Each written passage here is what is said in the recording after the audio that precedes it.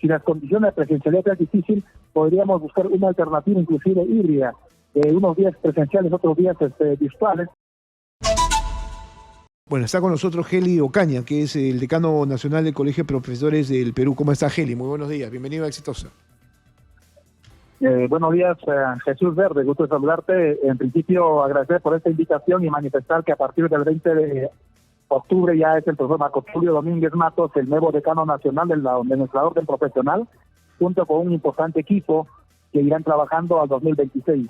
Efectivamente, en mi condición de paz decano, también seguimos haciendo opinión, seguimos trabajando, y efectivamente el tema que me estás comentando es de mucha preocupación. Estamos casi al final del año, hay estadísticas que nos dicen en comparación también a los años anteriores que un promedio de 5 a 6% de los estudiantes del país desertan o dejan de asistir a los centros educativos producto de una serie de condiciones. En este caso, en este presente año, por ejemplo, por el tema económico, por el tema de la situación difícil que está viviendo nuestro país. Y hace poco tenía una información, por ejemplo, que la Dirección Regional de Educación de Lima Metropolitana había mapeado en el sentido de que un promedio de 360,000 estudiantes no estarían asistiendo normalmente a la escuela y que eso les estaba obligando a ellos a desarrollar un programa que les permita garantizar la asistencia de esos niños, pero en contacto directo con los padres, familia, estimulando a ellos, tratando de que concluyan su año de manera normal. Estamos en esas condiciones. Ok, estamos hablando de 360,000 niños. La pregunta es cómo los reinsertamos al sistema educativo en el más corto plazo posible, al margen de esto que es una capacitación, no sé, o sea, una recuperación de clases. O sea, ¿cómo los atraes? ¿Cómo los llamas? Porque entiendo que estos 360,000 niños que se han ido del sistema educativo es por condiciones económicas, sobre todo.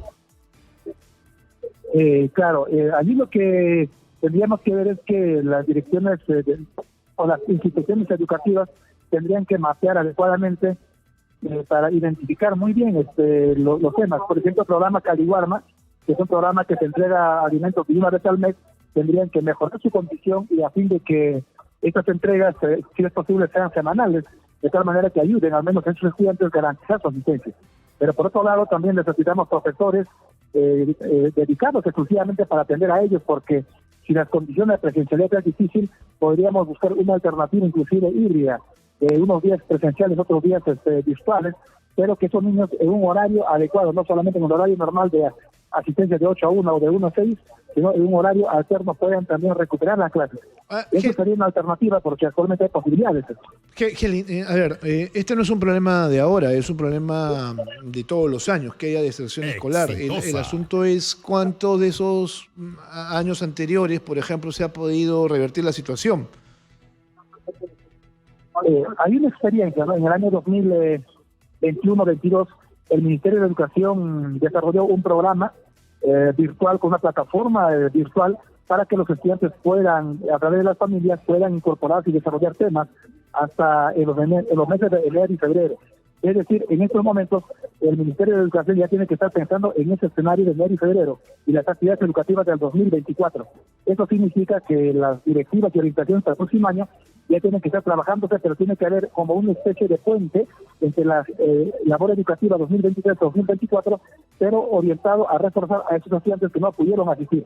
Y reiteradas veces hemos dicho, Jesús, que entre enero y febrero el Ministerio de Educación intente apelar a la voluntad de los maestros para dictar clases de manera voluntaria a esos alumnos. Lo que deben hacer es contratar docentes especializados o destinados específicamente para atender a esos estudiantes. Lamentablemente en estos periodos se dice, pero llegado el mes de enero, llegado el mes de febrero, sencillamente se apela a los profesores para que voluntariamente dicten y al final ni siquiera se le rinde una resolución de felicitación a esos maestros. Por tanto, creo que es necesario que el Ministerio diga, destinemos un presupuesto y atendamos a estos estudiantes en este periodo de enero y febrero, pero realmente con docentes a tiempo completo y con docentes contratados que les permita efectivamente también rendir cuentas. Sí, a mí me preocupa realmente porque este tipo de casos no debería darse, ¿no? Debería haber un mayor seguimiento por parte del Ministerio de Educación.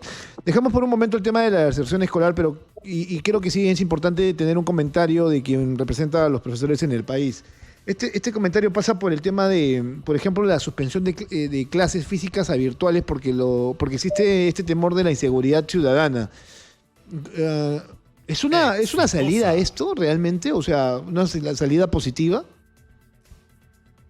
En realidad estamos en una etapa bastante difícil, Jesús. Te diré que en diferentes sectores, distritos de Lima, por ejemplo, metropolitana, hay incidentes que afectan. Hay niños con familiares que, por ejemplo, trabajan como mototaxis, son taxistas, son informales. Y imagínate estas bandas que ocurren de aquí y de por allá, como está ocurriendo en La Victoria, el Agustino, el lado de San Juan de Gurigancho, el lado de Comas, afecta a esos niños.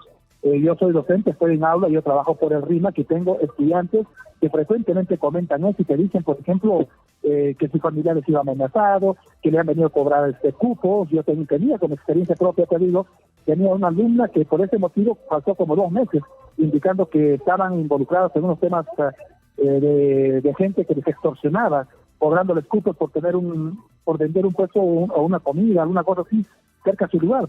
Pero mire, esos temas realmente preocupan y generan mucho estrés en ellos, y hay familias que están al filo, por decir, por sus hijos, y a los medios días a veces por cuestiones de trabajo no pueden ni siquiera venir a recoger a sus hijos de la escuela, y tienen que enviar a sus familiares o tienen que estar constantemente comunicándose, y los profesores tenemos que estar también constantemente al teléfono para poder informarnos con los padres de los niños que no llegan a tiempo a recogerlos, que es frecuente. Y eso no es una experiencia solamente en el RIMAC, que eso ocurre en los diferentes lugares de nuestra región. Y hay una brigada de autoprotección escolar que se organizan los padres de familia, pero eso mismo a veces no funciona. ¿Por qué? Porque hay padres trabajando, necesitan ir a trabajar, porque mientras trabajan no pueden ir a hacer esa gestión a la escuela.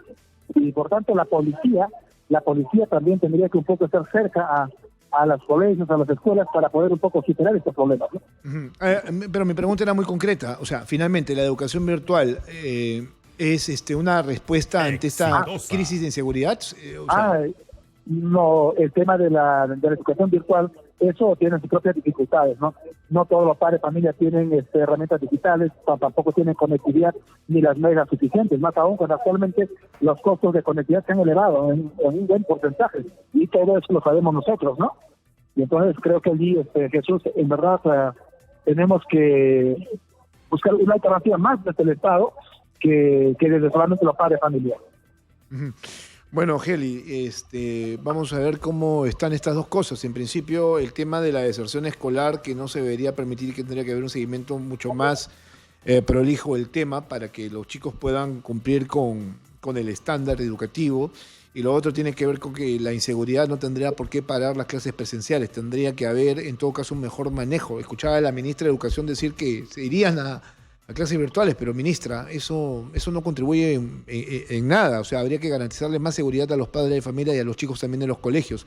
Ahora, los chicos también son víctimas, ¿no?, de la delincuencia, ¿no? Les roban a las afueras de los colegios. Es una situación difícil, lo entendemos, pero la educación virtual, al menos en este contexto, no resuelve absolutamente nada. Gracias, Heli, muy amable. Muy amable a ti, Jesús, un buen día. Bien, gracias a ti. Heli Ocaña, ¿no? Bueno, hasta ahora, por el momento, decano nacional del Colegio de Profesores del Perú, hay 360.000 niños y adolescentes que pues se fueron, ¿no?, del sistema educativo, en su mayoría muy, muy pobres extremos. Ojalá la cifra no aumente, sobre todo en un país en recesión. Permítanme hacer siempre esa constante, ¿no es cierto?, o repetitiva afirmación, porque la recesión trae más pobreza y la pobreza impacta en diferentes sectores. Primero el económico, luego el alimentario y luego el educativo y el de salud también. Vamos a tener serios problemas si no lo superamos y si es que no hay mayores recetas. La economía y la recesión no se puede permitir que sea estructural, es decir, que sea o esté presente a lo largo de los años. Esto hay que remediarlo lo más pronto posible.